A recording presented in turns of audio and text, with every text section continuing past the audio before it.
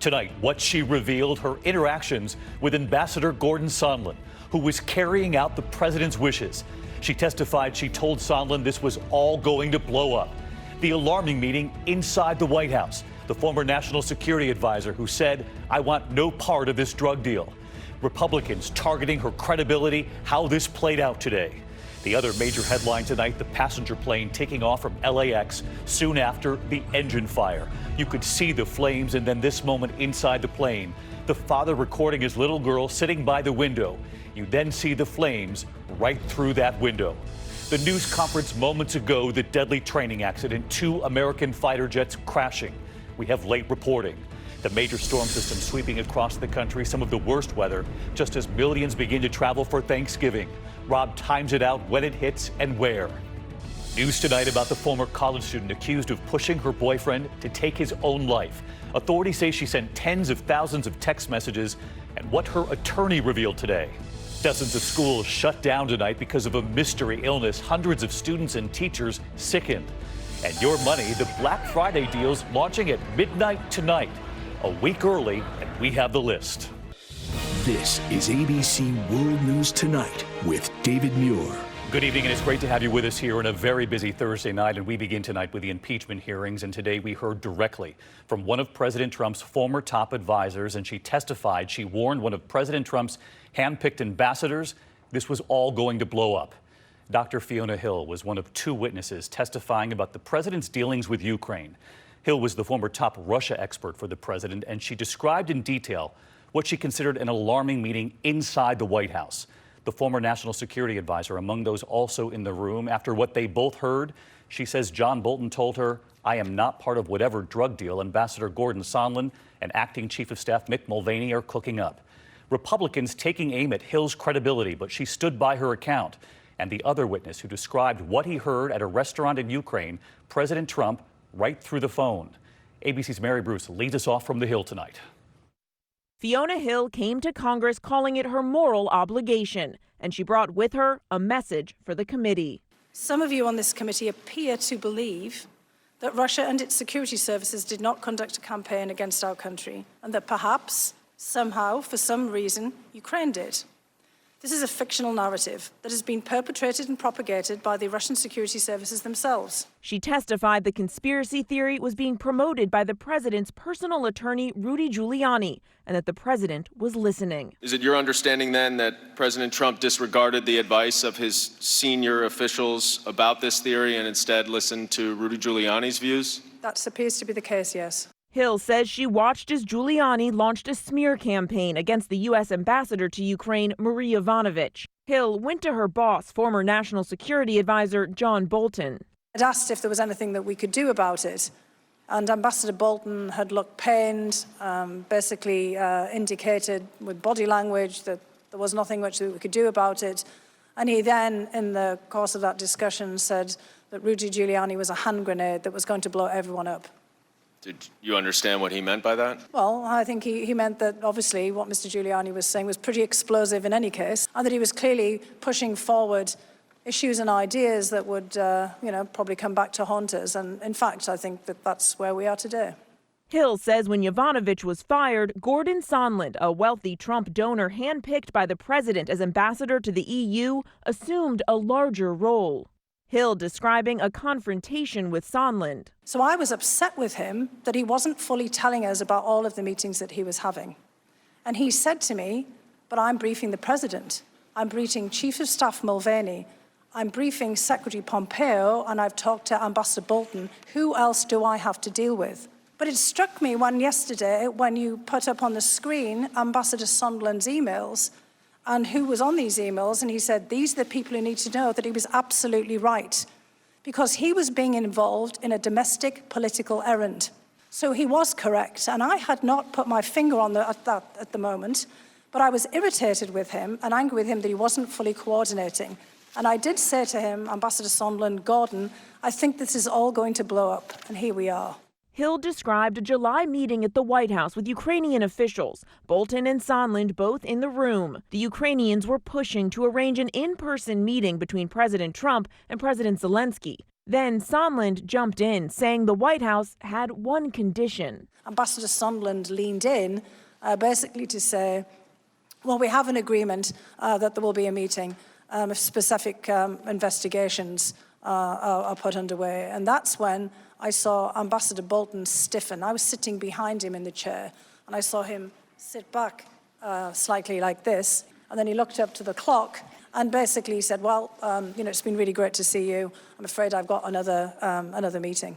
Bolton left the room, and Hill says Sondland then reiterated the condition, what had to happen for that White House meeting to take place. He said that he had an agreement with Chief of Staff Mulvaney that in return for investigations, this meeting would get scheduled. She went to tell Bolton. His reaction? He had some very specific instruction for me. I had to go to the lawyers, to John Eisenberg, our senior counsel for the National Security Council, to basically say, you tell Eisenberg, Ambassador Bolton told me, that I am not part of this whatever drug deal that Mulvaney and Sondland are cooking up. Republicans tried to attack Hill's credibility. Dr. Hill, you have provided me probably the greatest piece of evidence that's before us to illustrate the problem with hearsay.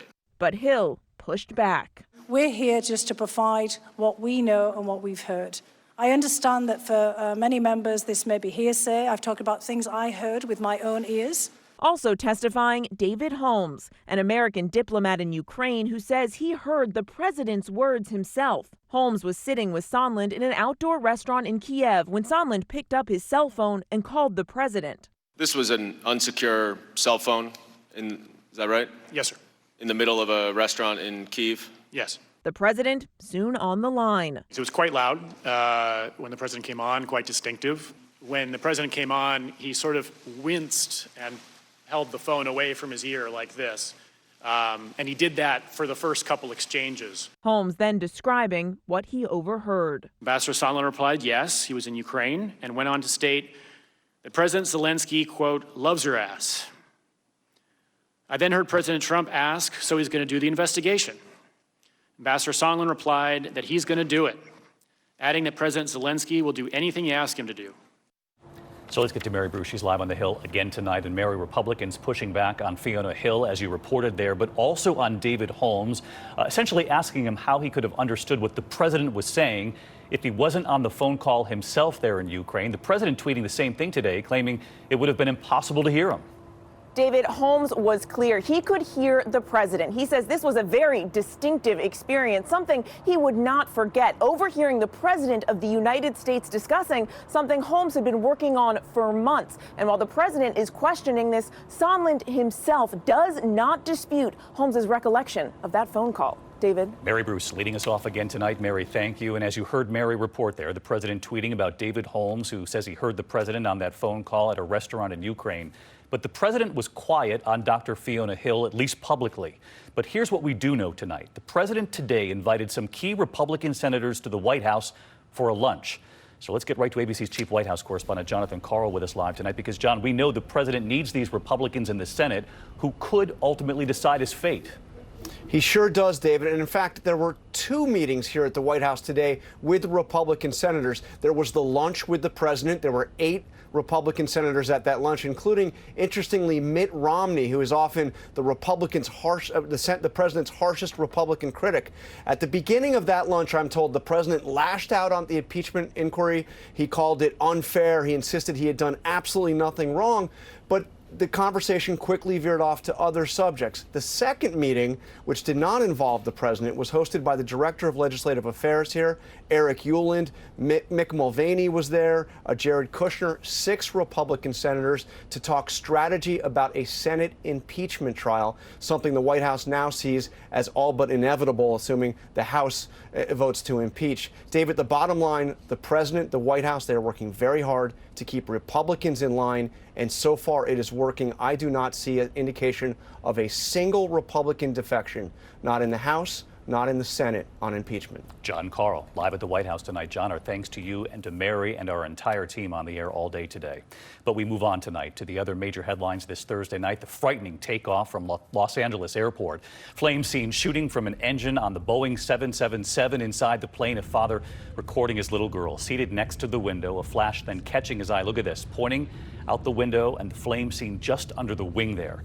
The pilot then declaring an emergency, turning back to the airport. Fire trucks and crews waiting on the tarmac, and ABC's Will Carr is at LAX tonight. Tonight, the terrifying moment. This little girl on board a jet with her family hears what some passengers initially thought were gunshots. You can see flames shooting out from the engine. We were on the air and it was shooting fireballs. I've never seen that before. This father panning over to look out the window of the cabin as the engine misfired just after taking off from LAX. I was watching a movie. I thought it was something from the movie. Listened to it, and it was a ba, ba, ba. And the flight started shaking around. The scene on the ground stunning people on their way to the airport. There's a heavy 777. They're in emergency with an engine out. Philippine Airlines Flight 113 took off from LAX heading to Manila this morning. Maybe something's wrong. When it declared an emergency, then turned back. There will be a stop for departures. We're going to have an emergency inbound. Video shows flames and smoke trailing from the jet as it made its way to the airport. Passengers say the engine burned on and off for 15 minutes before they safely touched back down on the ground. Firefighters meeting the plane on the runway. A pilot radioed the tower the plane was suffering a compressor stall. That's when an engine essentially backfires like a car's. It's not uncommon, but a harrowing experience for everyone on board. Shaken passengers taken off the plane and onto the tarmac, left with long lines and few answers. The passengers tell me the pilot only came on once to say there was a technical problem and didn't say anything else while those flames continued to shoot out of that engine for at least 15 minutes. Once they made it here on the ground, they say the airline told them to get their bags, get in line. They describe it as a confusing and a frustrating situation. David. Yeah, but some harrowing moments on board. All right, Will, thank you. We also have late reporting tonight after a deadly training accident, 2 military jets crashing at Vance Air Force Base in Oklahoma. 2 training jets involved in the accident. One seen here where it came down. There were 2 airmen on each of the aircraft, and we know tonight at least 2 are dead. ABC's Marcus Moore with new details just coming in. Tonight, an investigation is underway at Vance Air Force Base in Oklahoma after 2 T-38 Talon fighters were involved in an accident. So you have this aircraft right here that is upside down, and you can see the scar that it tore into the ground right there. It happened just after 9 o'clock this morning when the 2 planes were performing a formation training flight. Just the fact that it's upside down is bad enough. With the landing gear deployed like that, which leads you to believe that it was close to the ground, if not on the ground, when it happened. 2 airmen in one of the planes were killed, the other 2 unhurt. The aircraft collide with each other? I don't want to speculate. I don't know. I don't know. The incident comes after another crash involving a plane from the same base last year. The pilot was able to eject safely before the crash that officials say was caused by a bird strike. The names of the 2 airmen who were killed are being withheld tonight as loved ones are being told about what happened. And investigators hope to figure out what caused this deadly crash within 60 days. David. Marcus Moore tonight. Marcus, thank you. We turn next year to the major storm system affecting much of the country with rain, snow, dangerous travel from the Midwest all the way east, eventually D.C. up through New York and Boston, just as millions now prepare to travel for the holiday week. Let's get right to meteorologist Rob Marciano tracking it all. He times it out for us tonight. Hey, Rob. Hi, David. The system is really stretched out. Take a look. Now we have 2 distinct lows, and the one over the Great Lakes, which brought a mess to Chicago, is beginning to weaken. The one coming out of the Rockies, that's going to strengthen. We will have some heavy rain ahead of it tomorrow morning from the Tennessee and Ohio River valleys, and then tapping Gulf moisture in the afternoon and rolling across the southeast with some heavy rain through Georgia, the Carolinas, the Mid-Atlantic during the day on Saturday. Saturday night after midnight, D.C. to New York with accumulating snows inland, and after that one, a very active pattern shaping up as we head into the holiday next week. David. All right, Rob, thank you. Next tonight, President Trump in a showdown with Navy leadership over Navy SEAL Eddie Gallagher. The Navy moving to strip him of his status as a SEAL after a trial over his behavior in Iraq. Here tonight, ABC's Chief Global Affairs Correspondent Martha Raddatz. Tonight, Chief Petty Officer Edward Gallagher at the center of a high-stakes showdown between the Navy's top leadership and President Trump. Gallagher was acquitted of war crime charges in the killing of a teenage ISIS prisoner, but convicted for posing in a picture next to the teen, defiling a corpse. But last week, President Trump granted him clemency. They tried to frame me as a criminal from the get-go. But just days after Gallagher was granted